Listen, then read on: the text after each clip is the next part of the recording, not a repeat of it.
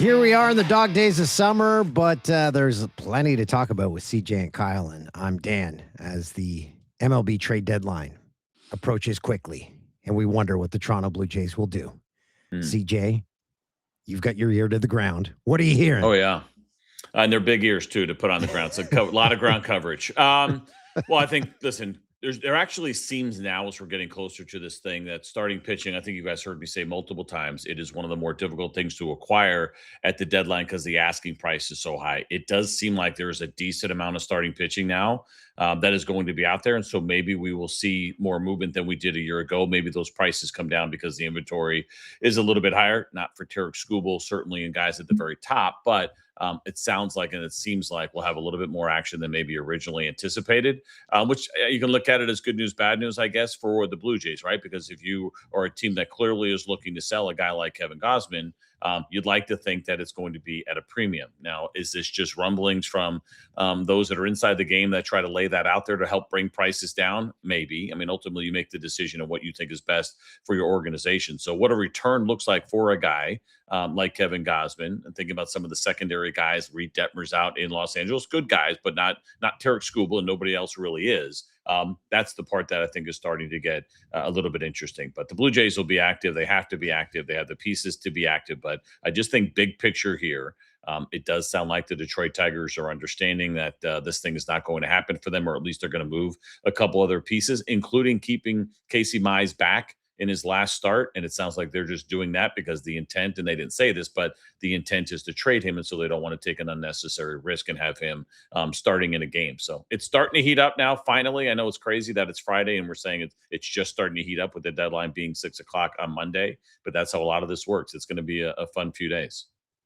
The Blue Jays find themselves in the unique position of being both buyers and sellers of starting pitching, which makes it difficult, right? Because as you suggest, there is only so many people that are going to move in this, but they have to retool for next year because what they did this year didn't work, but they still have the foundation of a pretty good baseball team here.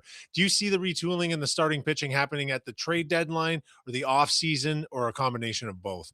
Yeah, we'll see what they can get back in return. Again, Kevin Gausman, 3 of his last 5 have been quality starts, right? We know who he is. There's still really good swing and miss. He fills up the strike zone. Depending on which team he potentially goes to, he could be as high as a 2, I think, for a team that's already kind of contending. There's not too many of the contenders that lack an ace. It's what happens after that. So you start thinking about what a 2 or a 3 can get you for a championship caliber club.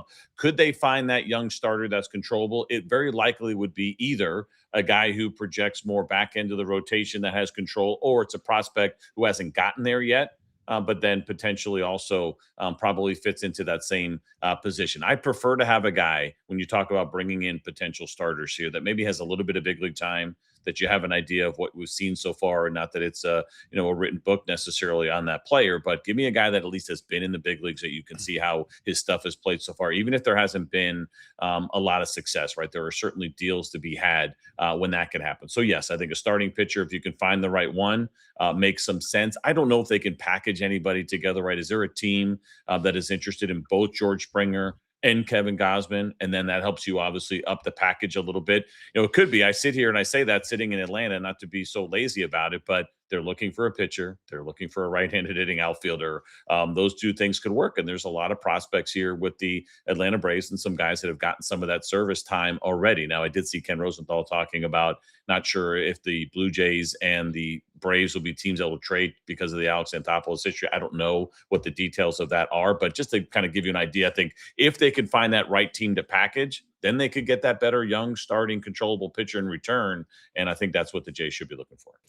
If you read really deep onto Kevin Gausman's post on Instagram on their off day, he went and toured around Toronto Island, looked like with his family on a boat. So it's almost like a farewell voyage. And he also had some very direct comments about the Toronto Blue Jays locker room this year. How he said it was just off all year. Yeah. They couldn't recapture the vibe that they had last year. CJ, is that something management focuses on? Does that resonate with the players? Or is everyone just saying, yeah, he hit the nail on the head?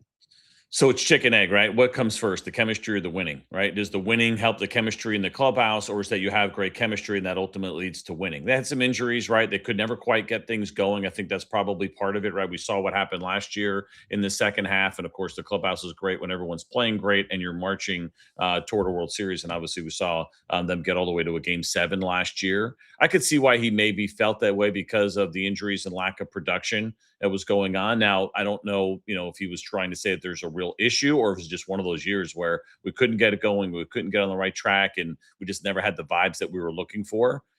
It's a little bit of a lazy narrative, right? But World Series hangover, I think, is probably a fair thing as well to go along with the injuries, even though it was a pretty good offseason for the Toronto Blue Jays. I don't think it's anything necessarily that the organization has to be overly concerned with unless they know of something else that, the rest of us do not. Well, We he talked did about point this a lot. to one player in particular. He said the loss of Chris Bassett. He said you can't overestimate how impactful that was on the clubhouse.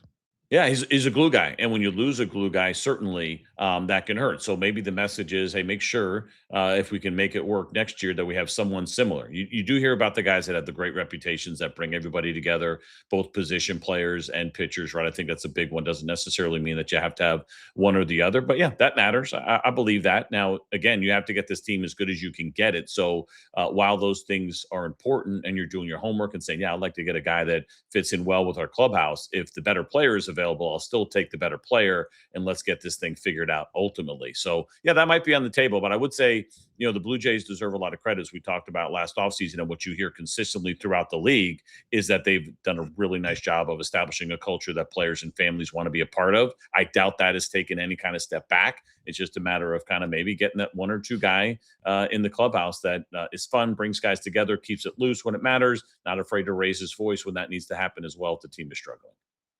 Speaking of glue, CJ, former workhorse Shane Bieber went out and had one of his worst, maybe the worst start of his career on Tuesday night. And I mean, he is still on his way back. However, it has put his value at the trade deadline very much in question because he had come off of several good starts in a row, and then he absolutely imploded Tuesday night. And you have to you have to imagine that teams looking at his value right now are looking at that and going, is he back? Can he come back? Does he have any value this season or not? Yeah, they have to figure out when the eyeballs that were on him, and I don't doubt that the Blue Jays have had quite a few scouts keeping an eye on all of their big league guys and their minor league system for that matter, and filing reports. You're right, a couple of really good starts leading into it, right? It was 13 innings, I think 1 run prior to that for Shane Bieber, and then all of a sudden out of nowhere, he can't throw a strike and he walks 6 guys in an inning, in the first inning, can't get out of it. It depends on you look at a player you watch, and there's times you say you can almost built in and make excuses for a guy if you really like him. If you were on the fence about him, then you could say, let's stay away from him, right? So it all depends on the scout's eyes and what they saw. Are there any concerns about his ability to repeat his delivery? I mean, that was a shocking outing to see. Quite honestly, there's no doubt that it hurts the trade value. Ultimately, it comes down to, are the Jays willing to move him just to save whatever money is left on that deal, or at least a portion of it? Is there a team out there saying, yeah, we know what the upside is. We don't expect him to come in and be a 2 or a 3, but the issue that happens now with the trade deadline is there's no longer the non-waiver trade deadline deal, right? So depth, right? Once we get past August 3rd, that's it. There was no adding anybody that can help you in the postseason. So there may be a team or two that'll look at those 2 previous starts, look through the last one and say, we'll still take him. We'd still like to have him. We're not going to give up a lot to get him. But if that means he's our 5th or 6th starter right now and providing some depth, that is a guy that has the experience and the things that he's done previously to say, yeah, it's probably worth it. But are the Jays going to get much in return? Probably not. Are they going to get a return for Daulton Varsho? And is there a market for him? Because apparently teams want him, and the Phillies being one of those teams. Yeah, there's kind of the family connection there, right? That's kind of fun, I think, with the Philadelphia Phillies. The Phillies are light in the outfield. That's a big one. Now, Daulton Varsho has not had a great month of July. The overall season has been okay, but they're desperate. Now, the thing about the Phillies is it does feel like they need right-handed help. That's the only issue, and they've been kind of tracking down and trying to find right-handed outfield help for a while now. Over the last couple of years, they brought in Adolis Garcia. That didn't work out. He has a season-ending injury. Nick Castellanos over the last couple of years, we kind of know some of the drama that was going on over there. The only reason I'm a little bit hesitant to believe that the Phillies make it happen is because I think they'd almost rather have George Springer if they could, because they need right-handed help more than they probably need left-handed help. If you look up and down that lineup, Brandon Marsh has been really good. Of course, you got the big guys in there, and Kyle Schwarber and Bryce Harper. Right, these are left-handed hitters. Trey Turner gets you to the right side, but it just seems like if they want balance, that they probably would prefer to be able to get a right-handed bat if they can. Those also sounds like they're looking for a starting pitcher that they can add. They're really strong at the top, but trying to get even deeper right now. And again, combo trades are really hard to make happen, but that would also be a team that I think would be interested in George Springer and Kevin Gausman. That would make a lot of sense in Philadelphia. You got, for those that don't know, you have to give us the Varsho and the reason he's named Daulton and his connection to the Phillies. Yeah, right. So, of course, that it was his dad, right, that played there, and then thinking about Darren Daulton and the connection there as well. So, yeah, it's kind of exciting. I think Phillies fans, listen, we know they're an emotional group. They love that kind of stuff. But at the end of the day, they'll boo anybody. So it doesn't matter what your first name is or what your last name is. If they bring him in, you better make sure you get it done. Yeah. And his middle name is Dykstra, which a lot of people don't know. So going into this trade deadline, I'm inclined to think that the fan base of this Blue Jays team should have faith in the management, because if you go back to all the moves made post World Series last year, the new players that got brought in actually turned out quite well. Dylan Cease is on Cy Young pace. Okamoto's the greatest Japanese rookie by some measures that's ever played the game. Huge replacement for Bichette. It's the guys that were here already that underperformed or were injured and whatnot, and the nucleus suggesting perhaps there was some overperformance last year. So is it fair to say, have faith in this management group to make some positive changes to rebuild the nucleus of this team? Yeah, I think so. I mean, Addison Barger's injury was a big one, right? We kind of wondered how that was going to play out. Would they let him play against lefties after the big Grand Slam last year in the postseason? We didn't get to see that over the course of the season, unfortunately. And you mentioned some of the guys that haven't performed. What George Springer did 2 years ago didn't seem like that was going to be sustainable. And Daulton Varsho having a down year. So you're talking about a couple of pieces that aren't going to be here probably next year anyway for the Toronto Blue Jays. And like we talked about, hopefully you get something in return in the meantime. I think you should have confidence. The only other thing I was thinking about today regarding the Blue Jays and their offseason, it was a good one, is they probably dodged a couple of bullets too on things that didn't work out right this past offseason, right? I know, of course, everybody wanted to have Bo Bichette back, and who's to say that his season goes exactly the way it has with the Mets had he signed back with the Blue Jays, but it's worked out better because of Okamoto, as you talked about. But the Kyle Tucker situation, can you imagine if he was here in Toronto doing what he is doing in Los Angeles? Like, he can hide in Los Angeles because of how many stars they have in that lineup. But that would have been a monster contract that would have been very aggressive to try to bring him in. And he's been a huge disappointment. Now, same thing. Is it safe to say that, or even fair to say that who he is with the Dodgers right now is who he would have been with the Blue Jays? It's probably not. But I think, be grateful that that didn't happen, I think, on both fronts. And I do trust this front office. And I think Blue Jays fans should as well, because they've done a nice job. Again, they've created good culture. They've been very aggressive with what they've done financially. And this wasn't like a one and done, right? The Tigers, for me, were a one and done in how their offseason went. They got crazy aggressive. They set a franchise high with payroll this year, and it just did not work out. What we're seeing with the Blue Jays and their payroll and the aggressiveness and what they've done in free agency seems very sustainable going forward, right? They have the finances, they have the resources to make that happen. It will be interesting because, of course, that lockout is going to be looming, and how many teams are really going to go big this winter because of it. Who knows what the set of rules are going to be going forward. But yeah, I think absolutely that, yes, some guys maybe played a little bit better than expected a year ago. But I think around the league, right, that's the one thing I think I can help bring is a little bit of objectivity, is that when you look at the Toronto Blue Jays, they're very well respected in what they do in the front office. And I think a lot of people have confidence in what they'll be able to do this winter. And the Jays front office knows that they have lightning in a bottle with Louis Varland. They have team control until like 2050 on the kid. So they know the PR nightmare that would come with letting him go in a trade. But they are going to have a bounty brought to them by teams, I believe. In your time in baseball, have you seen a team let go of a reliever because of what they would get in return? Or not even just a reliever, but a player at his peak with a fan base, and a team said, okay, we can't pass up this offer. Have you seen that happen?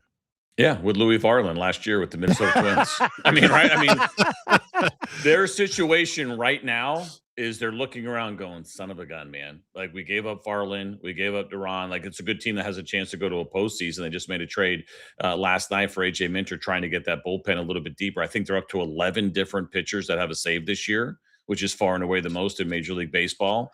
Derek Shelton is a buddy of mine. Of course, he's the new manager over there this year, and he's like constantly talking about how nice that would have been if they had the relievers they had a year ago. It does happen, and it's also happening, at least in conversation, regarding Mason Miller in San Diego, right? It's the same kind of thing. These guys are 1 and 2 right now. I know Miller gets all the attention because of the big fastball, but these are probably the 2 best relievers in baseball, under control for multiple seasons going forward. They're going to be very affordable because of it. I don't like the idea, but I get why at least you entertain it. And part of it is because it's year over year with relievers and how difficult it is to get the consistency. But with that being said, and based on what happened last year and the way the season ended, and you were not that confident in Jeff Hoffman finishing out games, and obviously there was a big moment there in the World Series a year ago, I don't do it.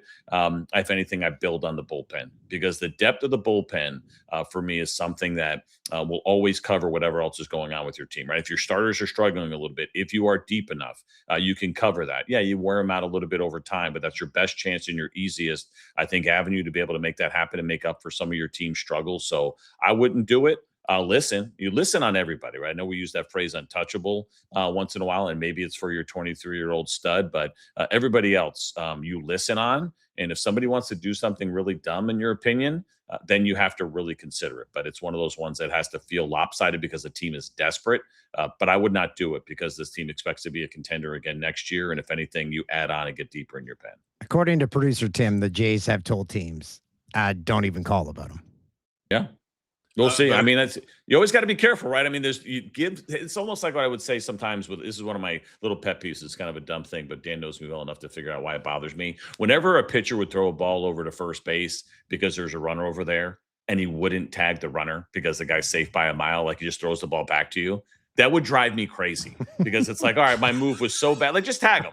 Like, give the umpire a chance to make a mistake. And so I use that analogy to say, give teams a chance to do something dumb. I say dumb, but just be over aggressive. Offer you something you never thought that you would get for a guy like Louis Varland. And listen, so that's why I don't believe in the untouchable conversation. That's why I don't believe in the don't even ask. Right now, you can say, listen, we really want to keep this guy. Well, listen, if you got something you want to be very aggressive on, don't waste our time with middle of the road offers, but never say, don't ask us about it. How about this one, CJ? You never see it anymore. A ball is hit so hard off a pitcher, the outfielder doesn't even move. Yeah. I don't mind that is much. A classy move. Yeah, it is. And it's, Barry Bonds was known for doing that quite a bit over the course of his career. I don't mind that one as much because it's your fault. But man, that would drive me crazy. I'm like, just tag him, dude. I get it. He's safe. There's no chance, but give the umpire a chance to make a mistake. Yeah. We just got another production note, CJ. Actually, according to Dan O'Toole, Jeff Hoffman is very, very available. Okay, that's good news. Yeah, that's good news. Yeah, I mean, listen, Philadelphia, the Phillies back to Philly maybe for him. I think he has the chance to have a fresh start somewhere else, to be honest with you. I think I do too. I think he's in the wrong city. How much time does he have left on his deal? I haven't looked at him in a while. So he still has one more year at 12.6 next season. So yeah, it'd be tough to do. So you got the couple of probably 3 or 4 million this year left, and then another 12. So you're talking somewhere in that 16, $17 million range for all the way through next year. Unless, here's the other thing, unless you're confident that we're going to go into a lockout. I know everyone keeps saying it, right? So, okay, I'll take this guy in for 13 because I know he's not getting it. It's risky. I think it's really risky, but that has been part of these conversations also. Okay. Thanks, CJ. All right. See you guys.